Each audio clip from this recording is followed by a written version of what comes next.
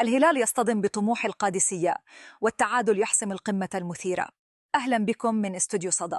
انتهت مواجهة الهلال والقادسية بالتعادل الإيجابي بهدفين لكل فريق ضمن منافسات الجولة الثانية من دوري روشن السعودي.